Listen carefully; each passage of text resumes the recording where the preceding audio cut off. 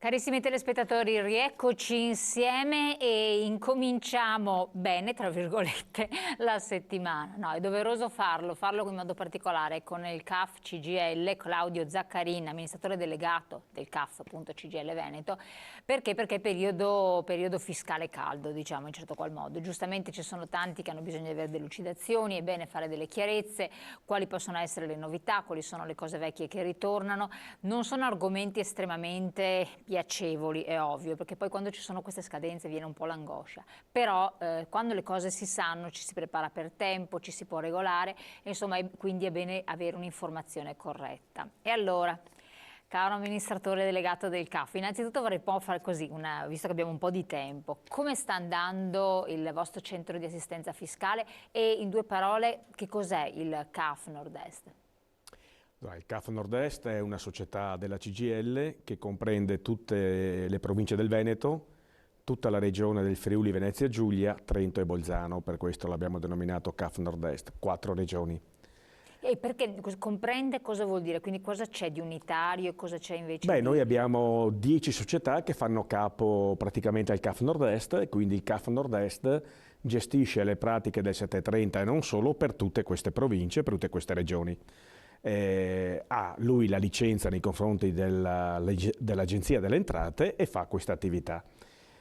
Devo dire che noi non facciamo pagare le tasse, noi aiutiamo i lavoratori, i pensionati, i cittadini in generale a detrarre tutto quello che è detraibile e a fare in modo che non si detraggano cose sbagliate, perché poi l'Agenzia delle Entrate se ne accorge e multa il cittadino. Quindi tutte le spese mediche, le spese per i mutui, tutte le spese che sono documentate dall'Agenzia delle Entrate detraibili o detassabili, noi ovviamente facciamo questo tipo di attività, quindi diamo una mano al contribuente che da solo per la difficoltà delle leggi avrebbe qualche difficoltà. Lei diceva anche pensionati. Sì, certo, noi abbiamo la metà dei nostri clienti sono pensionati. Quali pensionati possono Beh, venire al intanto CAF? pensionati che hanno per la maggior parte un immobile e quindi sono costretti a fare il 730 ogni anno. Quindi chi ha un immobile e la pensione, se poi ha qualche altra cosa o anche a prescindere che ce l'abbia, 730 se lo La fa. maggior parte delle persone fanno il 730 e per gli proprietà immobiliare e per le spese mediche in particolare, Che i sono lavoratori, importanti. certo. Esatto. E invece per le famiglie, per i cittadini normali, a chi vi rivolgete? Anche altre categorie o soltanto i dipendenti? No, noi siamo un CAF dipendenti, abbiamo solo questa autorizzazione. Ah, Il CAF autorizzazione. imprese sono altri CAF, sono i CAF della Confindustria, dell'artigianato, dell'agricoltura. CAF ce ne sono tanti che operano nel Veneto, ce ne saranno una cinquantina. Quindi non è intercambiabile, non dice beh vado al CAF, questo posso fare. Assolutamente Perché no, ci noi vogliono possiamo autorizzazioni. fare solo i pensionati e solo i lavoratori dipendenti. Ah, quindi c'è questa cosa. Il fatto di avere un'autorizzazione implica delle responsabilità dal punto di vista della gestione, delle eventuali inesattezze, chi va come Assolutamente sì. funziona? C'è tutta una legge delle regole che responsabilizzano il CAF alla verifica dei dati, alla responsabilità dei dati mandati all'Agenzia delle Entrate, perché noi spediamo telematicamente ogni anno tutti i dati dei contribuenti, quindi l'Agenzia delle Entrate è una delle agenzie delle entrate d'Italia più moderne che ci siano al mondo, perché i CAF mandano telematicamente tutti i dati dei cittadini che sono dipendenti e i CAF impresa mandano tutti i dati dei professionisti. Quindi è difficile non avere dati, non poterli incrociare e avere banche dati molto attrezzate e fornite. Quindi noi abbiamo la responsabilità dei dati e quando sbagliamo qualcosa dobbiamo ovviamente pagare delle multe, delle sanzioni che sono previste dalla legge. E gli errori quali possono essere da parte di un CAF? Beh, ci costringono, a dire la verità, a fare i 730 con una certa velocità, perché i costi per un lavoratore dipendente sono sostenuti, perché ovviamente noi tra l'altro siamo un CAF del sindacato di proprietà, quindi dobbiamo essere 10 volte più in regola degli altri con il lavoro dipendente che ha. Noi abbiamo quasi 370 dipendenti che lavorano tutto l'anno e lavoriamo con quasi 800 dipendenti in campagna fiscale, quindi una mole di salari e di contratti molto importante. Appunto bisogna stare attenti ad essere in regola con i contratti e ad assumere in maniera regolare. Ed è evidente che questo comporta costi molto elevati di personale.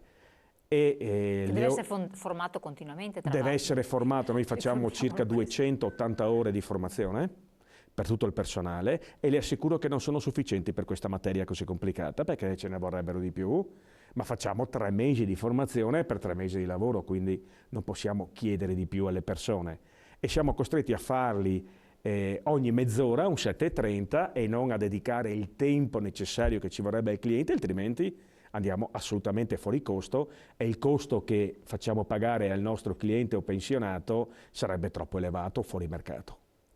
Attualmente per accedere ai vostri servizi bisogna essere iscritti alla CGIL, oppure anche chi non è iscritto può recarsi e pagare un quid?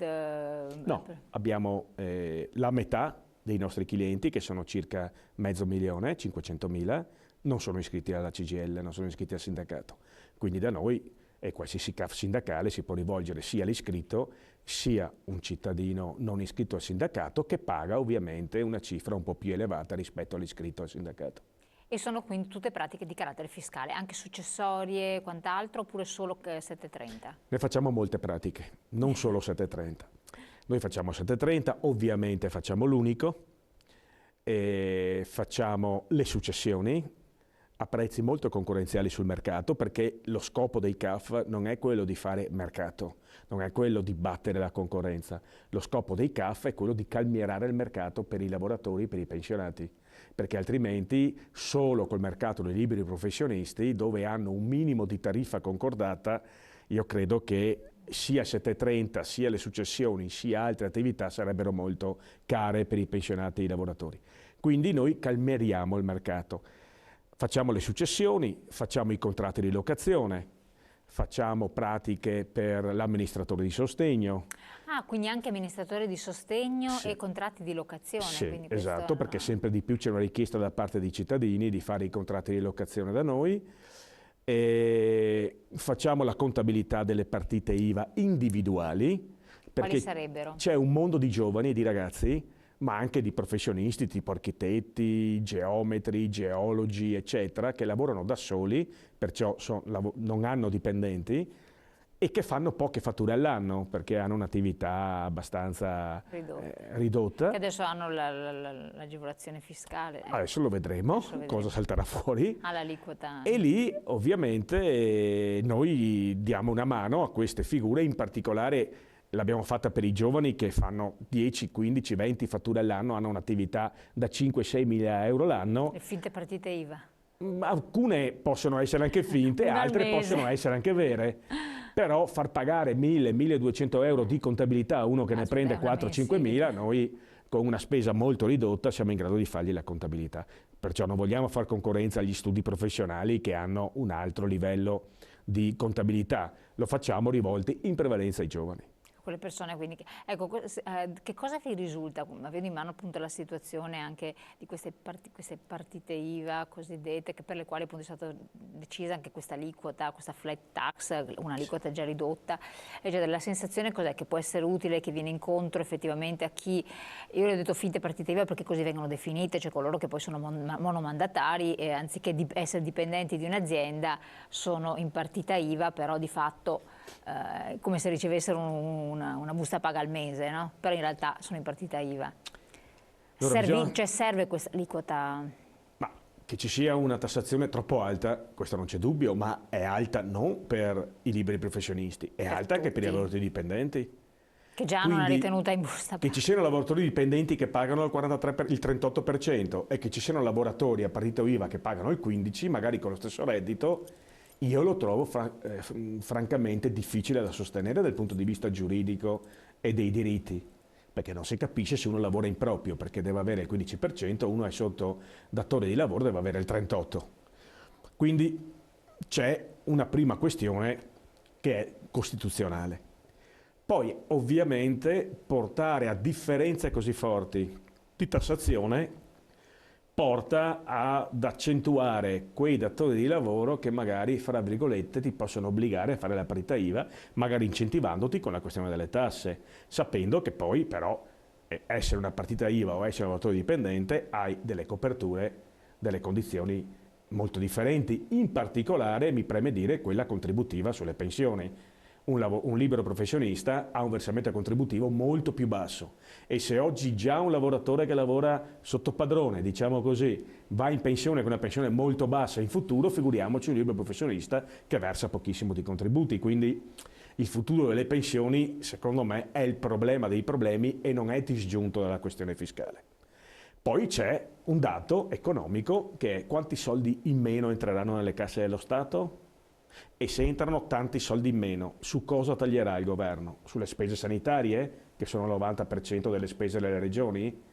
Però se io ci guadagno fiscalmente, poi mi ammalo, devo pagarmi tutto, è un guadagno? È un rischio? Beh, ma però anche non è neanche immediato, ci sono altri tagli dove fare, ci sono tantissimi tagli in cui può fare lo Stato, dai ministeri, cioè tante cose, non necessariamente sociale e sanità da tagliare. Questo è il fatto, perché sappiamo benissimo che i rivoli sono enormi, cose anche che tutto sommato è vero, ci sono anche tanti sprechi, cioè, ma è vero infatti, che la maggior parte dei soldi dei contribuenti vanno sulla sanità. Noi abbiamo un sistema sanitario molto costoso, uno dei migliori al mondo, ma molto costoso, uno dei migliori al mondo per il nord, che poi non funziona così in tutto il paese. Quindi abbiamo un sistema sanitario, secondo me, da difendere, perché sono pochi ormai i paesi all'interno del mondo dove ci si può curare il 100% in maniera gratuita, quindi bisogna stare attenti ad avere equilibrio. Le tasse vanno abbassate, però contemporaneamente vanno aumentate anche le entrate e soprattutto bisogna agire sull'evasione fiscale che è ancora a livelli altissimi nel nostro paese. Ecco, su quello non si è già agito e poi appunto il fatto che ci siano comunque grandi evasori, perché i piccoli evasori secondo me ricavi anche ben poco, poi magari sono persone che sono nulla tenenti, però grandi evasori, cioè, io sono convinto che l'Agenzia delle Entrate oggi abbia tutti i dati con le banche dati, può incrociare e fare quello che vuole. C'è un'azione politica da fare, c'è un'azione morale, che parlavamo di moralità condivisa, che non c'è una questione economica di redistribuzione corretta del reddito fra tutti i cittadini.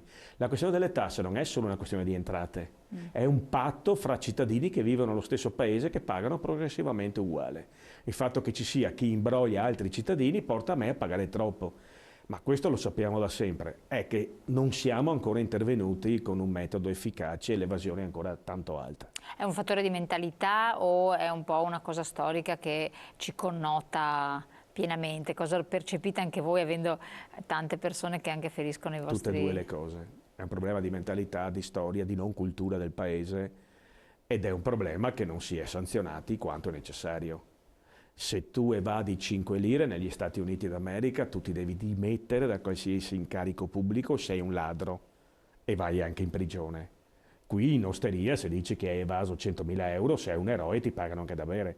Dunque il problema morale c'è alla grande. Però c'è anche un sistema fiscale nostro, indubbiamente, lo si diceva anche prima, il semplice fatto di accedere al cassetto fiscale, che è complicatissimo, veramente, bisogna avere, qualsiasi cosa ti arrivi, cioè, bisogna interpretarlo, ci vuole veramente un avvocato, un fiscalista per riuscire a comprendere e tutte le norme che nemmeno loro sono in grado di essere a conoscenza, quindi c'è un problema da noi, una burocrazia complicatissima. C'è un problema normativo dove si aggiunge continuamente e non si cancella mai. Dunque tutte le norme nuove sono aggiunte a quelle vecchie con interpretazioni molto diverse. Infatti. Lei pensa che se va con un problema in 7 agenzie delle entrate non è così complicato che le diano 3 risposte diverse. Ma è bravissimo, io volevo fare la battuta perché ho fatto la prova direttamente. Io ho cittadini che vanno con la cartella, non lo so, a Padova, poi con la stessa cartella vanno in un'altra agenzia e gli danno una risposta diversa, ma non è cattiveria. No, cattiveria, però dopo ti prendi la multa, perché uno ti dice una cosa, uno ti dice un'altra e tu vai dopo... È complicato, per il cittadino muoversi in questi frangenti è complicato, ma è complicato anche per quelli dell'Agenzia delle Entrate a leggere la legislazione che, ripeto, si accavalla l'una sull'altra, non c'è mai una trasparenza, una chiarezza interpretativa, questo fa il gioco degli avvocati più che dei cittadini, che non va bene, insomma, bisognerebbe renderla un po' più comprensibile, soprattutto più snella e più semplice. Più è complicata la scrittura e più le interpretazioni sono diverse e possono essere molte di più. Lei da tantissimi anni che lavora appunto per il CAF, quindi nell'ambito fiscale, eccetera, una semplificazione fiscale di cui si sta parlando. E non dico un'omogeneizzazione europea perché questo la vedo utopico addirittura, ma è possibile se non altro parlare di una semplificazione oppure realisticamente, vista la nostra situazione, sono solo parole e è troppo complesso agire in questo senso? Secondo me si può. Ma come con delle aliquote, come è stato proposto, con 2 o 3 aliquote, oppure bisogna agire sotto altri versanti? Si parla di buone pratiche, non capisco perché non si possa copiare da altri paesi che hanno sistemi fiscali molto meno complessi, Per esempio? molto più efficaci, ma la stessa Germania, ma anche i paesi del nord Europa. Cioè, ci sono questioni che sono abbastanza semplici. Se per esempio io potessi defiscalizzare alcune spese avendo fatture o scontrini fiscali, intanto io obbligherei tutti ad emettere fattura e scontrino fiscale e quindi sarebbe un incentivo per il cittadino, ma sarebbe una trasparenza anche per il libero professionista che è obbligato a rilasciare la fattura perché io gliela chiedo perché la scarico. È evidente che se io non scarico niente, non sono obbligato a chiedere, l'altro mi fa lo sconto e nell'immediato ci guadagna di più che nelle detrazioni per i 7,30, cioè è un gioco che non vale la candela. Quindi, ripeto, se non c'è una forte moralità, che oggi è alquanto debole, e c'è una convenienza da parte delle persone ad agire scorrettamente rispetto che correttamente, beh, è qui che devo intervenire, no? Quindi ci sarebbero delle cose da fare. Il problema è che secondo me la volontà politica non c'è. Siccome si dice che si paga tante tasse, allora il patto è, vabbè, evadetele perché ne pagate tante. Però così evade chiunque, anche chi invece non avrebbe così tante tasse pesanti sul capo. Si mette in moto un meccanismo veramente scorretto all'interno di tanti settori del paese che sono poi quelli delle nostre economie. Quindi assolutamente, anche se diciamo che adesso non è così facile anche evadere perché tutto quanto è certificato, controllato, però in certi ambiti probabilmente questo riesce molto, molto facile. Si evade dove c'è una catena completa di evasione. Un'azienda non può evadere, lei se non evade un pezzettino il suo fornitore, se non evade un pezzettino chi fornisce la materia prima, cioè è la catena che va controllata. Quindi infatti se uno evade e non paga le tasse vuol dire che dietro a lui e dopo di lui c'è comunque del nero in tutta la catena produttiva.